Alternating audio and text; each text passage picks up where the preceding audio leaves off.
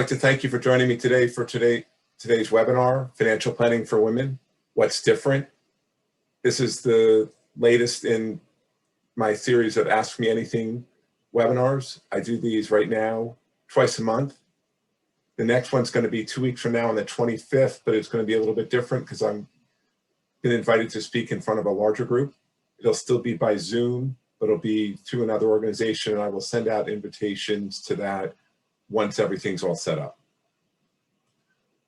So first, let's talk about some of the unique challenges women face. Unfortunately, our societal norms often put women at a disadvantage in the area of personal finances. Nationally, the median annual pay for a woman with a full-time year-round job is $47,299 versus $57,456 for a man. That equates to women earning 82 cents for every dollar paid to men. It's an annual basis, that's $10,157. Women on a combined basis lose close to $1 trillion annually due to the wage gap. So some of the reasons for that: lower earnings, as I just talked about, working fewer hours, motherhood responsibilities more often fall on the shoulders of the woman, or child care responsibilities, not motherhood, because only a woman can be a mother. Sorry about that. Women tend to live longer because of the fact that they make less money. If they are eligible for a pension, it's usually less. And they also lack confidence in their financial knowledge. What do all these lost wages mean? They mean that women and their families, they have less money to support themselves, save and invest for the future, spend on goods and services. Women, their families, businesses, and the economy all suffer as a result of this. So if the wage gap were eliminated, the average working woman in the United States would have enough money for approximately, and there's a whole host of different things here, but they'd have more money for childcare, more money for tuition and fees, more money for health insurance, more money for food, for mortgage and utility payments, for rent, for birth control, to pay off student loan debt, all those things. It could be used for any or all of those things. So the wage gap, it exists for a few reasons. There's discrimination and bias. Education level doesn't matter. And I'll talk in a minute, and you'll see that women, at least presently, are getting more education than men are, but there's still this big wage gap. The wage gap can exist within occupations, doesn't matter what industry it is, and choices alone cannot explain this wage gap. Women are a major economic force. 54% of them are the family's primary breadwinners. 61% of associate's degrees are earned by women, and 58% of bachelor's degrees. Women earn 58% of all master's degrees and 53% of doctorates. And between 2014 and 2019, the number of women-owned businesses increased 2.3 times the national average. Women own 13 million US businesses, contributing $1.9 trillion to the economy. And think about if the wage gap didn't exist, it could be even more. As wage earners, 29% of married women whose spouses work out-earn their husbands. Women in North America hold 40 to 45% of household wealth. And we think about the fact that our population is aging. Well, by 2023, women are expected to hold $85 trillion in private wealth assets, and that number would only go up, likely to only go up from there. Some reasons why women's needs are different.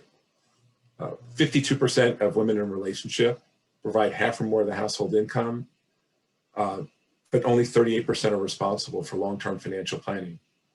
At some point in their lives, many women are going to have the sole responsibility for taking care of their finances. If your spouse dies, your income's likely going to fall. And as I said, it's more likely that that's going to be the woman whose spouse dies than the man's. And there's a couple reasons that can fall. I mean, part of it depends upon what type of retirement benefits you have, but certainly if you and your spouse are both getting Social Security, if your spouse passes, you'll get the maximum of the 2 Social Security payments, but your income is still going to fall. Women associate negative words with financial planning more than men, and they also start managing money later. Women are likely to have a greater need for long-term care insurance. And again, that's for two reasons. One, because they live longer. And two, think about it, if you're a couple, if one person gets sick, it's likely that the other one's going to try and take care of them. And then when there's only one left, if you get sick, there may be nobody else to do that anymore. So you're going to have to, insurance becomes more important. And women historically have been more reticent or more reluctant to get their money invested. That could mean higher cash balances, and especially in the environment that we've seen for the last several years, at least the last decade with low interest rates, that really hurts your purchasing power. And having all that cash contributes to the likelihood that women are going to have a shortfall in their retirement. I'm not going to go through these all, but these are a lot of the common financial events that happen in our lives. They can happen at almost any time. They include taking care of family, parents, yourself. They can include your career-related decisions. Money-related decisions also often lead to disagreements among couples. The divorce rate for couples has skyrocketed over the past 25 years. Money-related differences are the #1 reason for divorce in many circumstances. You can see there's a lot of financial events, and some of these are normal and happy events, but some of them are not. So if we think about this, it really pays to have a plan. Why does it pay to have a plan? Well, it helps you be prepared for emergencies and the unexpected. If you have debt, it gives you a plan to reduce that debt. It's important to have a will and an estate plan. We'll talk a little bit more about that later too.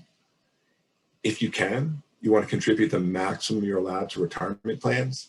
At a minimum, if your company gives you a match, you always want to take that. That's kind of like the first place your money should go, to get that match, because it's additional pay. You want to invest for the long term, not the short. And especially if you're not sure, getting expert advice can help. So let's think about this. You really want to have a total financial strategy. And so you want to have a retirement income strategy, and that looks at things like wealth transfer, estate planning, what's your risk management. So that's really what's your tolerance for risk. Longevity, what that really means is how long we're going to live, because there's two types of risk that we face as we age. One is longevity, that we outlive our money. And the other is what's called sequence of return. And sequence of return risk refers to the fact that we know that markets aren't always going to go up. And when those bad market years happen, makes a big difference. You also may want to have strategies for things like charitable giving and long-term care. And while we're working, that's asset accumulation. You also want to have, on the other side, asset decumulation. So that's really the retirement income piece. In retirement, I think of two types of expenses. So the accountant in me calls them fixed and variable, but we could also call them required and desired. Required expenses are things that are predictable and consistent. That would be things like your mortgage or your rent. If you have regular prescriptions that you take or regular doctor visits that you have to make, you could consider those required. Transportation costs, while you can control them some, they are generally fixed, especially when you think about paying for your car or something like that. Food, again, you have some flexibility to cut your bill, but in general, that's a fixed cost. Insurance, which I see I have twice on the slide, can be a fixed cost, and your utilities. And again, you can make your house a little bit warmer in the summer, a little bit cooler in the winter to control that bill some, but there's only there's a minimum threshold that you have to be comfortable. On the variable side, things like when do you take vacation, where do you go, how much do you spend, what kind of vacation you take, what kind of gifts you give out, what type of donations, your entertainment and the things that you're going to do, all those things, you can vary those based upon your budget and how much money you have. When we think about the future and legacy planning, there's a couple things we want to do. We want to know our options. So when you're married and you have IRAs or 401ks, there's rules related to those retirement accounts, what happens when they're inherited. And when you think about that, depending on your age, that can make a difference in terms of what you do. The general rule is that you can pass an IRA from you to your spouse without being subject to the inherited IRA rules that your kids would have to be subject to, which under current rules make you take them out in 10 years. But there's penalties if you take money out of an IRA before you're 59 and a half. So if your spouse dies and you're less than 59 and a half, you may want to treat that as an inherited IRA if you need to take some of that money out to live. Social Security, you want to make smart decisions around when to claim. So for a married couple, you want to think about the idea that the surviving spouse is going to get the higher of the two benefits. So optimally, we wait till 70 to take Social Security, but health also factors in, because the longer you wait, the more your benefit is, and your benefit grows 8% a year from full retirement until age 70, and then it stops growing. So at 70, you definitely want to take it.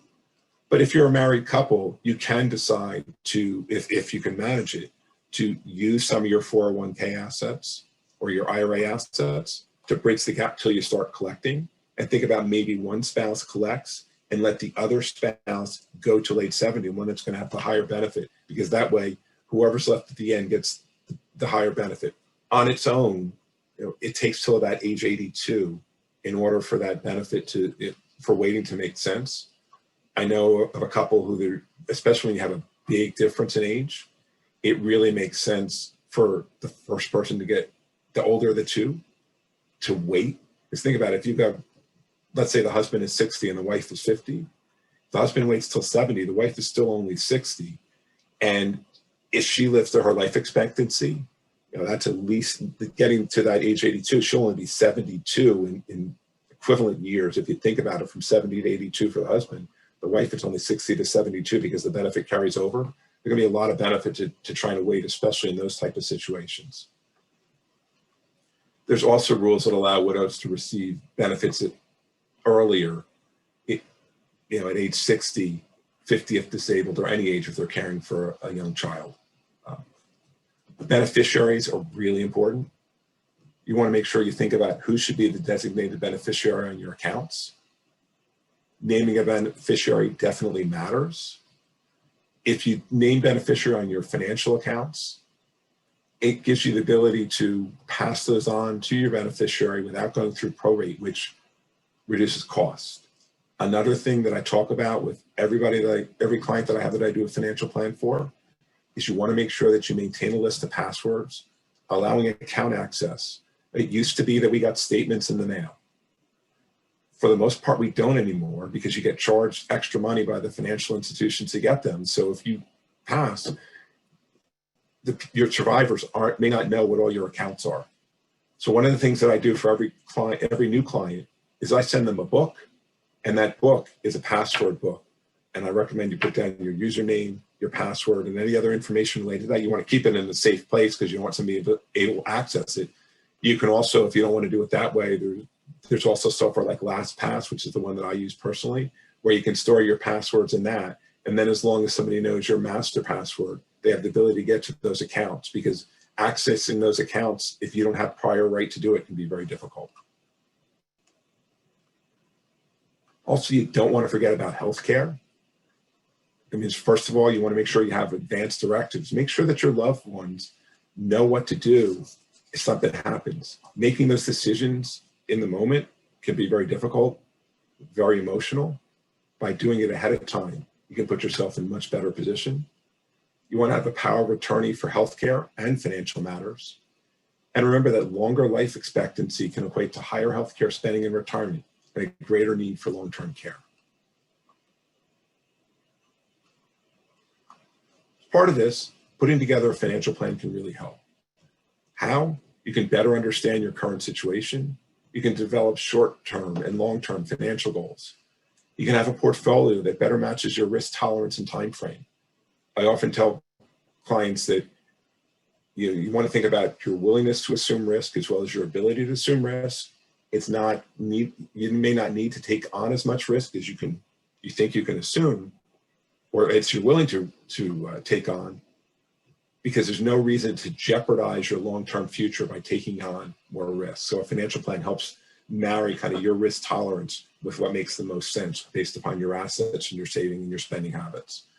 A financial plan provides a means to help you stay on track with ongoing evaluations of your financial situations, and it also helps you to be better prepared for emergencies. So here's some recommendations.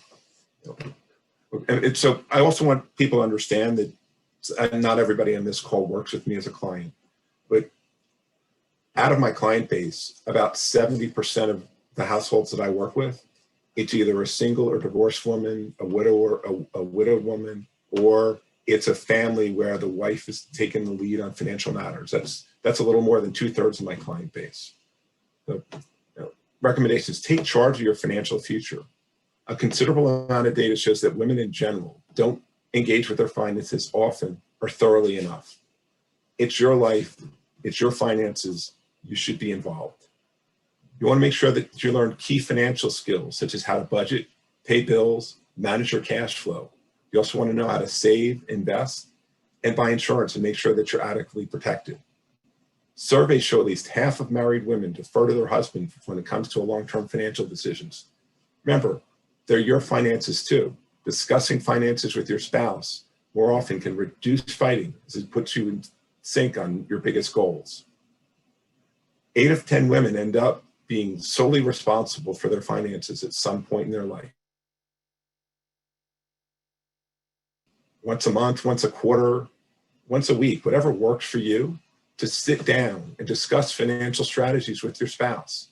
That means things like big upcoming purchases, when you plan to retire, what you're going to do in retirement, where you're going to live. Those should be joint decisions. One person should never dictate any of those things. Also, I tell people there's no such thing as a dumb question. Not asking is what's dumb, because if you don't know or understand something, the only way you're going to find out the answer is to ask. And if you don't know how to do these things on your own, you have 2 choices. You can either find someone that can help you learn or do them for you. And if you choose the latter, you want to find someone that you can work with and help you understand the why behind their choices and recommendations. And that's something that I really make sure that I do. I want to make sure that when I make recommendations to people that they understand the why behind it. I don't have any problem with sharing knowledge at all. I want people to understand why we do what we do and why the decisions are made. And that's the end of this part of the presentation. I have a couple more slides and then I'll get to my Q&A.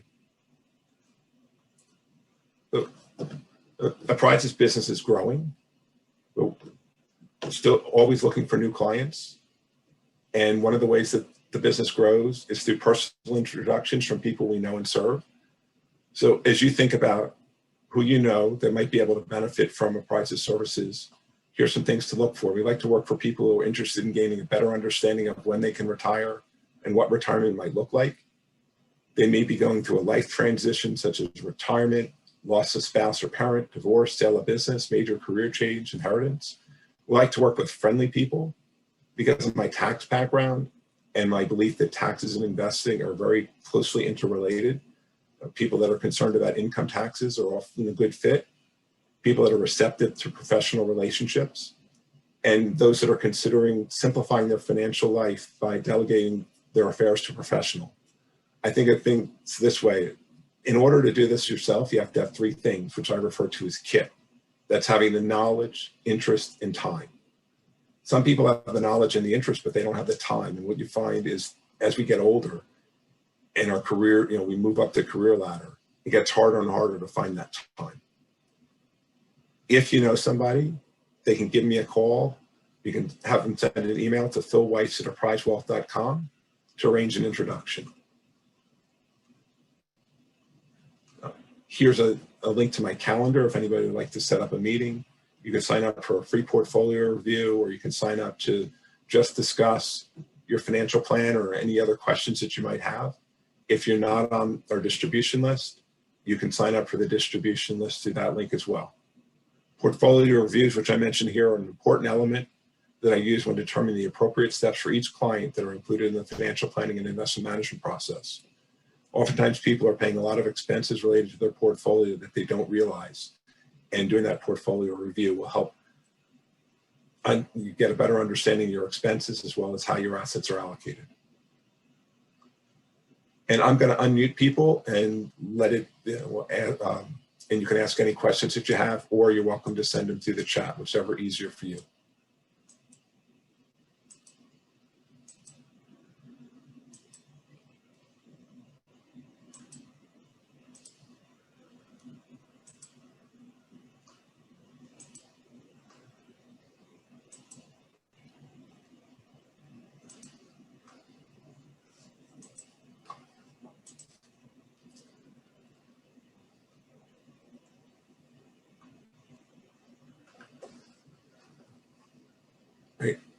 I'll give you another minute. Does anybody have a question for me today?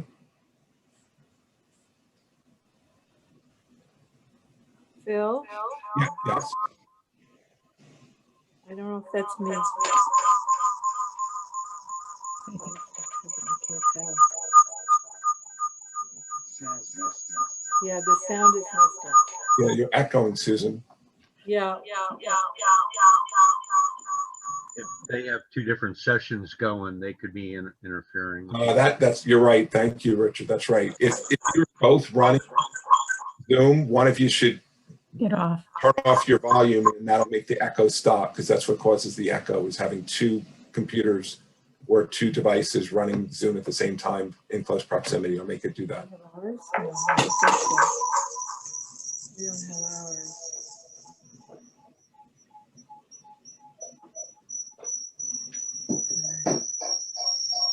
Oh, I lost it. Not the other computer. There you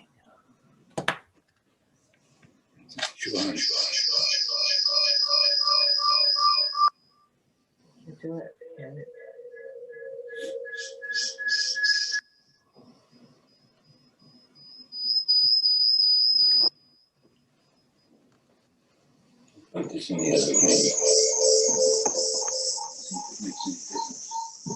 Can you shut it off, Phil?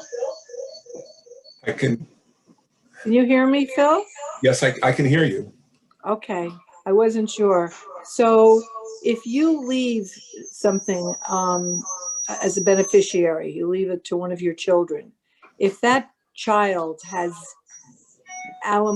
debts or he owes people money, can they touch an inheritance, or can they automatically put a lien on it? I'm not 100% certain, but I don't believe it's a protected asset. Yeah. 100% certain about that. Because I think that my son's ex-wife put a lien on any inheritance he might get from me. And that's what I didn't know, if that was possible, or if it's because it's an inheritance, it's safe from being taken by somebody else. Yeah, I'm not 100% sure. I will see if I can find out and get back to you, Susan, but I'm not sure off the top of my head. I feel like that's not a protected asset, but then the part that's gnawing at me is I know that, inherited, when a wife or a husband inherits assets, that those are not considered community property unless you co-join them, right? Like when Right, but she passed yeah, things to my wife, those are hers, they're not mine. right, but he's not married. So this was a former wife. And he Yeah. told me that she had put a lien on anything he might inherit, which would mean, should I leave it to my grandchildren and bypass my child, or just leave it to my child and hope that she doesn't get to it? Yeah, I'm not That's the 100%. question. I understand. Yeah, okay. I'm not 100% sure. Let me see if I can find something out and get back to you, okay? Okay, thanks a million, Phil. Yep. Hey, Phil, Yes. Rick Hartman here. Yes. Isn't that why people often set up a trust, is to prevent other folks, the money comes out slowly, and Prescription was like I don't know. I'm just $71. surmising. Very expensive. So again, Richard, I mean, I understand what you're saying. A lot of times trusts are also set up just to and limit the pace at which the money can come out, so that if you send it to your kids, you don't want to spend it all. Yeah. So I'm not comfortable enough to give a definitive answer without asking somebody that knows more than me. Okay.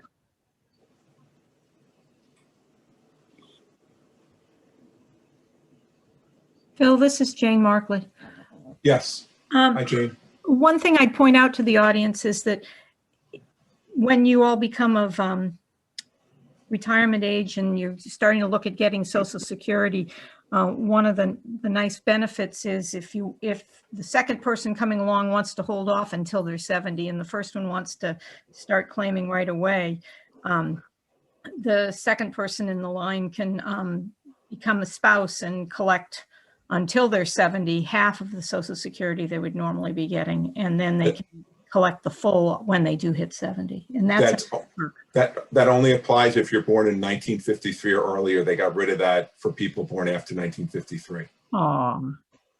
Because I have a few clients that we've done that, but 1953 is the cutoff. Anybody that, when they changed full retirement age a few years ago, they changed that rule. So you have to be born in 1953 or earlier. It's a great benefit.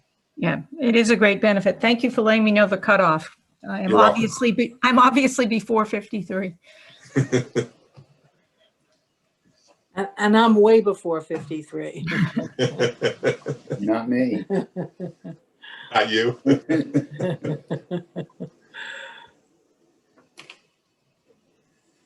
All right, does anybody else have any other questions for me today?